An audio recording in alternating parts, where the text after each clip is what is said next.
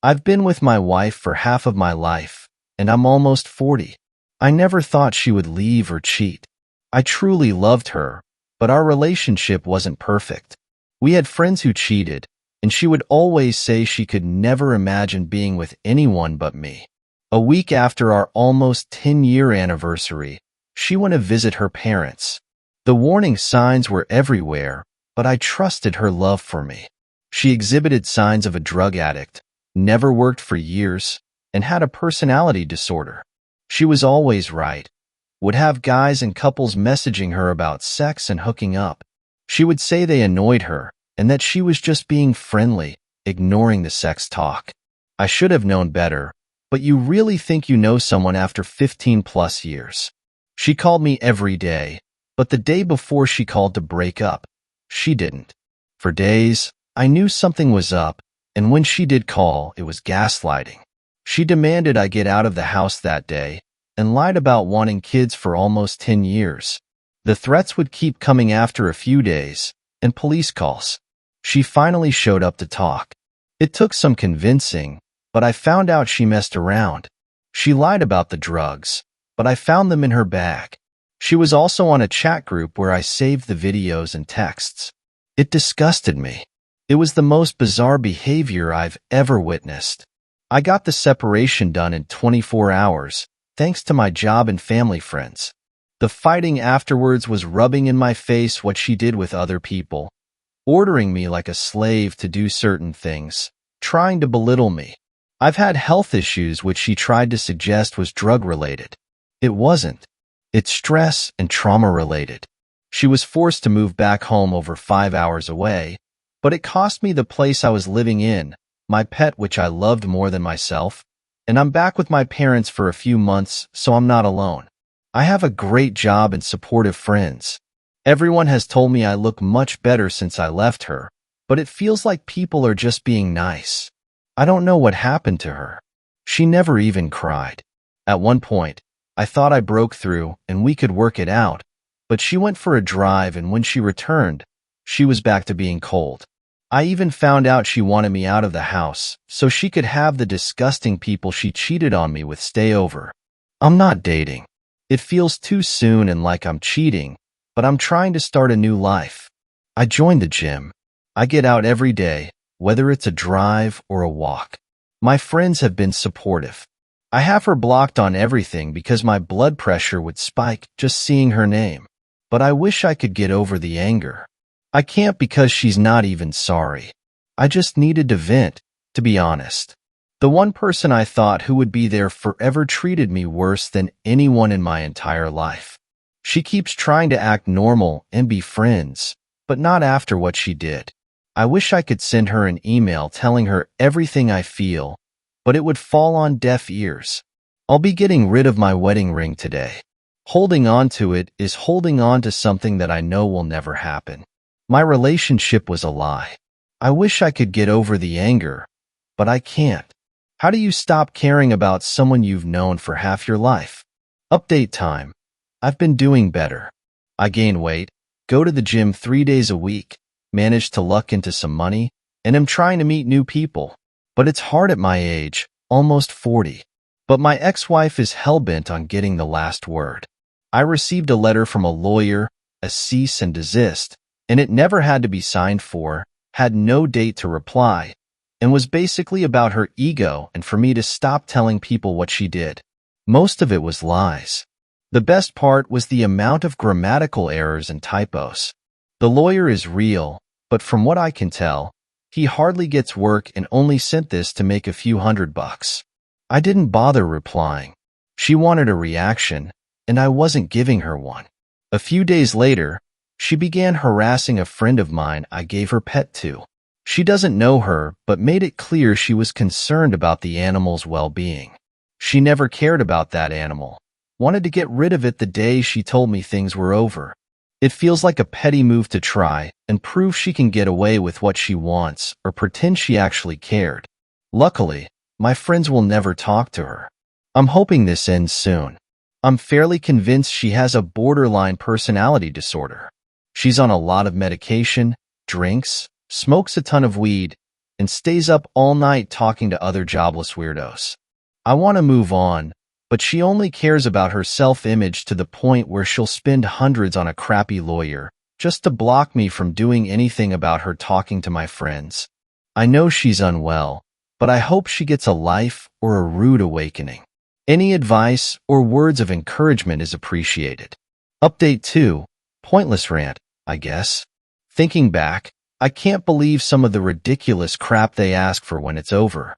No less than a day or two after D-Day, when she realized money doesn't grow on trees, she asked if she could still borrow the car over the weekend to go get groceries and run errands.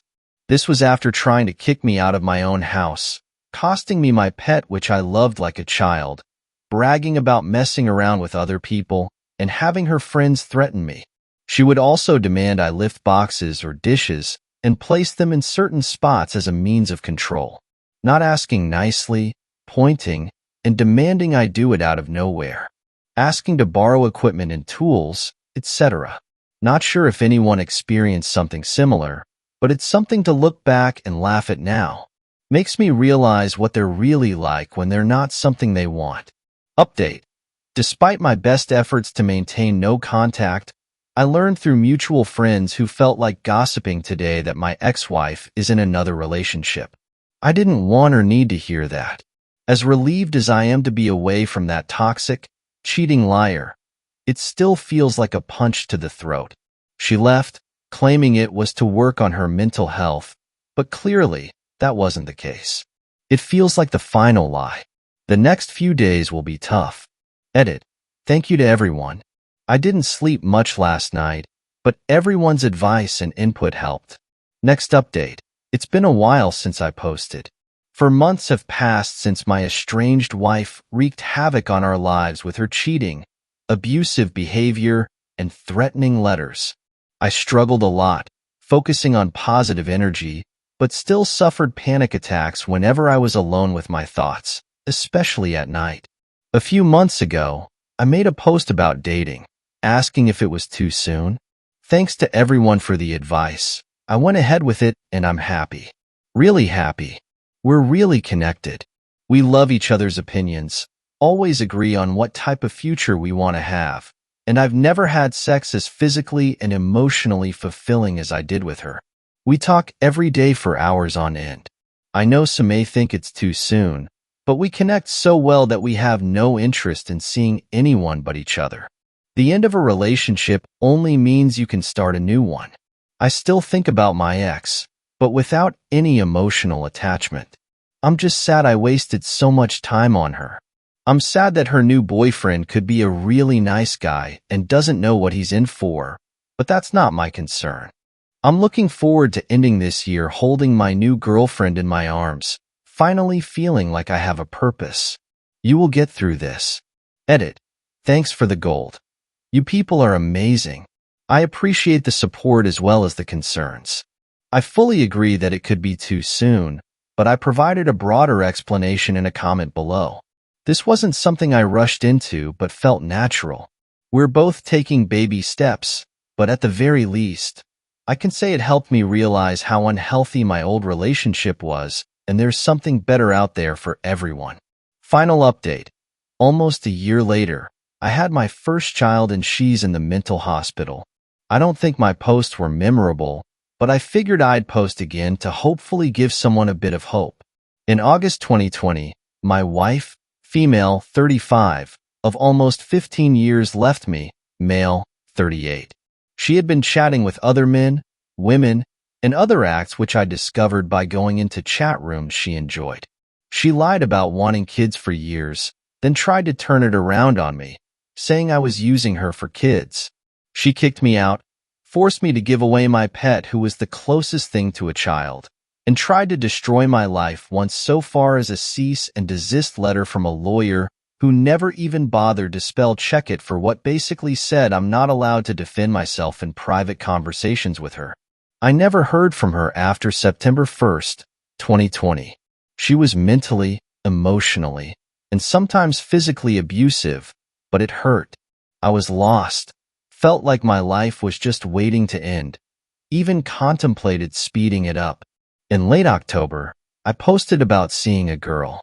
I knew it was a 50-50 split of people saying it was too early to start dating, but I went for it. I'm happy I did. It's been a roller coaster, but we were still together, and a few weeks after my divorce was finalized, I welcomed my first child into the world. My life has changed in a way I never thought was possible a year ago, and it's refreshing. Earlier this year, my ex-wife called me on a private number. She informed me she was in the mental hospital, that she tried killing herself, and that she was diagnosed with bipolar and BPD. I warned her and her family she had it during the breakup, but they ridiculed me. She started telling me her pity story and then proceeded to tell me about the guys and girls she's left with. I believe it was to fess up and have a fresh start because she asked about getting back together. I told her right away I was with someone, and we were expecting. It hurt her, but she even tried suggesting she could be a good co-parent with me. I shot that down as well. Ever since, we kept minimal contact for divorce proceedings and items we wanted to return to each other. I have zero desire to ever get back with her, even if I was single. My life is better without her, and now she sees that too. It kills her on the inside, and as petty as it sounds, I'm glad. She had no remorse for the family she destroyed. I have none for her regrets. So there, I know the feeling of post-D-Day. I know the emptiness, but it can get better. I never believed it was possible, but every morning I wake up with my beautiful child smiling at me and her amazing mother. Don't give up. I'm glad I didn't. Let's see how the community reacts with some comments and some more details from the underappreciated 54. Starts us off, followed your story from the first posting. Good for you. Your ex is not functional and has a warehouse full of baggage to deal with. Now she knows what her actions have gotten her. She is now alone and can have visions of you with your new family, everything around, and making your husband feel like crap than having her. Family slag him does not exactly buy you a great future now. They can all remind her that she threw you away, and now you have a happy family while she has nothing and nobody. The ops response: thanks. I'm glad you remembered my posts. I won't lie, before she called from the hospital, I always wished I could be a fly on the wall when she heard I was with someone and expecting a kid. Getting to tell her that while she was in the mental hospital felt good. I never wished harm on her, but I think I deserve to tell her. She didn't destroy my life, just the one we had together. Funny thing is, her mother called me right after the mental hospital call, told me how she is doing so much better, and that my call helped, then suggested I knocked up some random girl, and the timing doesn't make sense, trying to suggest I cheated, and somehow my girlfriend was pregnant longer than 9 months. When my child was born, she called again to congratulate me. This woman encouraged my ex's bad behavior and doesn't care about my life. She just wants to feel like she's a good person by supporting me. I just let her calls go to voicemail. Another quick comment from Spinocula: congratulations, that's awesome to hear. Just one question: you have been with her for a long time. When did you notice red flags that she might be BPD? Did it start like that? The EOP responds: maybe 5 years before D-Day. She was seeing the doctor for childhood trauma, going to groups, but I knew it wasn't that. Her behavior at times was just too random. I started to recognize manic episodes the last year we were together. She was barely noticeable, took out a bunch of loans, could barely keep a friend or for longer than a few months, threatening to kill herself, etc. She was addicted to prescriptions and some illegal drugs. I wanted to get a new sports car because our SUV made her look old. I mentioned it to our family doctor, but nothing could be done if she was asking for the help, and she never thought she was wrong. It was childhood trauma and nothing else. The most heartbreaking moment was in the middle of the breakup. I told her this was a manic episode. She needs to get help. When she called back from the mental hospital, she acknowledged how right I was, but the damage was done. Not to mention, she still has deceptive qualities where she uses her illness to emotionally manipulate people and stay home on long-term disability. I wish I could have helped her more, but nothing I did would have changed that. If I was complacent, I think it would have eventually been an open relationship to eventually her being with someone else. I think a lot of people believe they could have done more, but most of the time it's unavoidable. Last comment coming from Butter is Man Tequila. But where is your pet? Who has the pet? Theo P closes us out. Great story. My cat was older, But she was a darling, everyone loved her, but I had no choice and needed to give her up. A family member had a coworker say she was looking for a cat. I was nervous my baby deserved only the best. When she showed up at the door, the young lady looked like an angel. My cat is nervous too, but when she came in they both bonded. My cat is older, so it's amazing. She took her. Not only that, but she sends me pics all the time and spoils her. The worst part was hearing her cries when I put her in the kennel and scrubbing her fur out of everything just so I wouldn't fall apart thinking about her. But I got lucky. She went to quite possibly the best owner I could have asked for, and I also gained a new friend